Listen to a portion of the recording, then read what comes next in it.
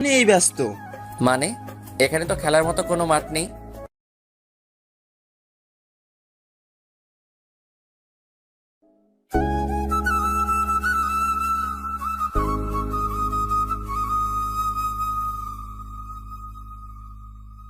মানে এখানে তো খেলার মতো কোনো মাঠ নেই। আরে বেটা, জান্নাতের সাথে। ও আর আলামিন। বেচারা তো বসে বসে লুডো খেলছে। কথা বলতে বলতে ডাইনিং রুমে গেলাম। সেখানে গিয়ে দেখলাম বাবা, হৃদয়, আলামিন, বর্ষা সবাই টেবিলে বসে আছে আর মা খাবার পরিবেশন করছে। কিরে, তোদের জার্নি কেমন হলো? জি ভালো হয়েছে বাবা। সেটা আমি বুঝতে পারছি। জি। তো তোর লেখাপড়া কেমন চলছে? জি বাবা ভালো, সামনের মাসে পরীক্ষা। কেউ কি কিছু বললো নাকি মা? না বাবা, তুই খা। আর কি শুরু করলে তুমি? খাওয়ার টেবিলে এত কথা না বলে চুপচাপ খেয়ে নাও, পরে কথা বলে নিও। তারপরে বাবা আর কোনো কথা না বলে খাওয়া শুরু করলাম। মাকে একটু ভয় পাই বটে। সকালে নাস্তা শেষ করে রুমে গেলাম, আর রুমে গিয়ে দেখলাম নীলা বসে আছে। ওই কুত্তি, তুই আবার আমার রুমে কেন এসেছিস? সরি বলার জন্য। সরি কেন?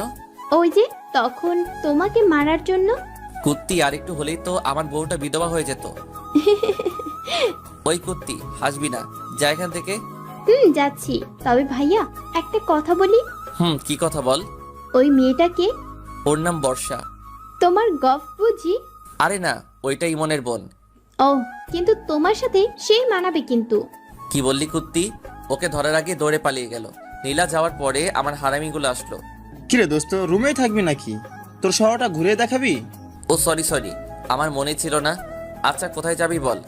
ওই শালা, আমরা কি চিনি যে আমরা জানবো? ও তাই তো, আচ্ছা চল। আচ্ছা ওয়েট, কেন? বর্ষা কই? সে তো মায়ের সাথে আছে মনে হয়। কেন? কেন মানে? সে যাবে না আমাদের সাথে? ও তাই তো, আচ্ছা চল। তারপরে আমরা সবাই বের হলাম। সেটা কোথায়? আগে কোনো একটা পার্কে যাব, তারপরে তোদের মুক্তাগাছার সবচেয়ে গল্প এবং ঐতিহ্যবাহী স্থানে নিয়ে যাব। সেটা কোথায়? মুক্তাগাছা রাজবাড়ি। কি সত্যি? হুম। আচ্ছা, কত সময় লাগবে? বেশি না, 1 ঘন্টা লাগবে যেতে। এখন বাজে 3টা, তার মানে আমরা ওখানে 4টার সময় পৌঁছাবো। 4টার সময় থেকে 6টা পর্যন্ত ওইখানে ঘুরবো, তারপরে সবাই গাড়িতে উঠবো। ওহ আচ্ছা চল। তারপরে আমরা গাড়িতে উঠলাম, 5 সিটের টিকিট কাটলাম। কিন্তু বাসে উঠে সমস্যাটা হলো, সেটা হচ্ছে 3 সিটের আর 2 সিটের বাস, তাই সবাইকে এখন একত্রে বসতে হবে। কিন্তু আমি আর ইমন জানালার সিট ছাড়া বসতে পারি না, তাই আমি আর ইমন জানালার সাথেই বসলাম। বাকি থাকলো হৃদয় আর সজীব, তাদের 2জন আলাদা হবে না, তারা একসাথেই বসবে, আর সেটা আমি খুব ভালো করেই জানি। আচ্ছা বর্ষা, তোর কি পারদের সাথে বসতে কোনো সমস্যা হবে? না ভাইয়া। আচ্ছা তাহলে তুই হৃদয়ের সাথে বয়। আচ্ছা ভাইয়া। তারপরে আর কি, ইমন, হৃদয়, আলামিন 3জন একসাথে, আমি আর বর্ষা একসাথে বসলাম। কিছুক্ষণ যাওয়ার পরে বাসে অনেক লোকের কারণে বর্ষার সমস্যা হচ্ছিল, কারণ বাসে অনেক ভিড় ছিল, তাই তার পাশে কয়েকটা ছেলেও দাঁড়িয়েছিল। সেটা আমার কাছে কেমন যেন লাগলো, তাই বর্ষাকে বললাম, আচ্ছা বর্ষা তুমি আমার সিটে বসো, আমি তোমারটাই বসছি। কিন্তু আপনার সমস্যা হবে তো। তারপরে আমরা সিট বদলিয়ে নিলাম। এইভাবে 1 ঘন্টা জার্নি করে মুক্তাগাছা রাজবাড়ি পৌঁছালাম। তারপরে সেখানে সবাই মিলে ঘুরলাম। আসলে আমার অনেক ভালো লাগে, যে গিয়েছে সেই জানে কেমন মজা। তারপরে অনেক ঘুরলাম, আর ঘোরা শেষে 6টার সময় বাসে উঠলাম। আবার আগের মতোই বসলাম। বাসে উঠে কানে হেডফোন লাগিয়ে গল্প শুনতে লাগলাম। হঠাৎ পাশে থেকে বর্ষা বলে উঠলো, আমিও কি গল্প শুনতে পারি? শিওর। তারপরে আমি বর্ষার কাছে একটা হেডফোন আগিয়ে দিলাম। তখন আমি প্রিয় স্বপ্ন চ্যানেলের গল্প শুনছিলাম। ও, আমার সেই লাগে। তাই নাকি? জি। তারপরে আমরা গল্প শুনতে লাগলাম। গল্প শুনতে শুনতে প্রায় চোখ বন্ধ হয়ে আসছিল। তখন আবার ডাক দিল, কি সমস্যা তোমার? কিছুটা রেগে বললাম, কারণ কেউ যদি আমার ঘুমে ডিস্টার্ব করে তাহলে আমার খুব রাগ হয়। না মানে আসলে। কি মানে করছো? সোজাভাবে বলো। আমার ঘুম আসছে। তো আমি কি করব? তোমাকে কি এখন বালিশ এনে দিব? না, তবে। তবে কি? আমি আপনার ঘাড়ে মাথা দিয়ে একটু ঘুমাই। আচ্ছা এই ব্যাপার, ওকে দিতে পারো। আমার বলতে যেইটুকু দেরি হয়েছে, কিন্তু তার আমার ঘাড়ে মাথা রাখতে একটু সময় লাগেনি। মনে হয় সে আগেই থেকে জানতো আমি না বলবো না। যাই হোক, তারপরে বর্ষা ঘুমিয়ে গেল। কিছুক্ষণ পরে আমি বর্ষার দিকে তাকিয়ে দেখলাম বর্ষা ঘুমিয়ে গেছে। তার এক হাত দিয়ে আমার একটা হাত ধরে আছে। বাইরে জ্যোৎস্না থাকার কারণে তার মুখের দিকে তাকালাম। তাকে দেখে আবারও ক্রাশ খেলাম। জ্যোৎস্নার আলোতে বর্ষাকে ঠিক পরীর মতো লাগছে। ইস, একটা মেয়ে এত সুন্দর হয় কিভাবে? এর সামনে বেশিক্ষণ থাকা যাবে না, তাহলে তার প্রেমে পড়ে যাব। এমন মায়াবী মুহূর্ত পরে যেন মিস না করি, তাই তার কয়েকটা ছবি তুললাম। যাই হোক, এইসব বাদ দিয়ে আমিও ঘুমিয়ে গেলাম। রাত 8টার সময় বাসায় পৌঁছালাম। বাসায় এসে খাওয়া দাওয়া শেষ করে যে যার মতো ঘুমাতে গেলাম। আমাদের রুমে 4টা ভাইয়া এক রুমে থাকে, বাবা মা এক রুমে থাকে, বাকি 2 রুম আমি ইমন এক রুমে থাকলাম, আর হৃদয় আলামিন এক রুমে থাকলো।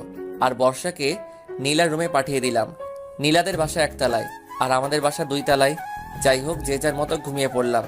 ওইদিকে নীলা আর বর্ষা না ঘুমিয়ে গল্প করছে। আচ্ছা আপু, আপনি কোন ক্লাসে পড়েন? Inter first year. আপনি? আমিও। তাহলে তো আমরা সমবয়সী। তাহলে আর আপনি করে না, তুমি করেই বলো। আচ্ছা হুম আচ্ছা, একটা কথা বলি। বলো। তুমি আর পারভেজ কি একসাথেই বড় হয়েছো? ভাইয়া আমার থেকে 2 বছরের বড়। ছোটকাল থেকে আমরা একসাথেই বড় হয়েছি, বলতে পারো আমার খেলার সাথী। ও আচ্ছা, পারভেজ কেমন? মানে বুঝলাম না। না মানে বলছি, পারভেজ ভাইয়া কি কাউকে পছন্দ করে? ও ভাইয়া অনেক কিছুই পছন্দ করে, কিন্তু কোনটা বলবো? পছন্দ তো অনেক থাকে, কিন্তু বেস্ট গুলো আলাদা হয়, সেগুলো তুমি জানো না? আচ্ছা বলো। জানবো না কেন, ভাইয়ার সবকিছুই জানি। কি সেই 2টা? ভাইয়ার সব থেকে বেশি 2টা পছন্দ। 1, ভাইয়া বিরিয়ানি অনেক পছন্দ করে। 2, ভাইয়ার নীল কালার অনেক পছন্দ। ও জানো বর্ষা, ভাইয়া যখনই আমাকে বাইরে নিয়ে যেত, কেন জানি সব সময় আমাকে নীল কালারের ড্রেস পরতে বলতো। তোমার ভাইয়া খুব ভালো, তাই না? ভাইয়া যেমনই হোক না কেন, তুমি এত খোঁজ নিচ্ছ কেন সেটা আগে বলো তো। না মানে এমনি বললাম। সেটা তো মনে হচ্ছে না। আচ্ছা একটা কথা বলবো? বলো। তুমি কি আমার ভাইয়ার প্রেমে টেমে পড়ে গেলে নাকি? আরে না, কি বলো তুমি এসব? আমি তো এমনি বললাম। ও তবে লাভ হবে না আমার ভাইয়ার পিছে ঘুরে। কেন? সেটা তোমাকে বলবো কেন? তুমি তো আমার ভাইয়াকে পছন্দ করো না। বলো না প্লিজ, কেন? আগে আমার কথার উত্তর দাও। বলো। তার মানে তুমি ভাইয়াকে পছন্দ করো না মানে আসলে। থাক, বুঝতে পেরেছি। এবার বলো কবে থেকে? ইস, চুপ করো তো, আগে বলো কেন হবে না।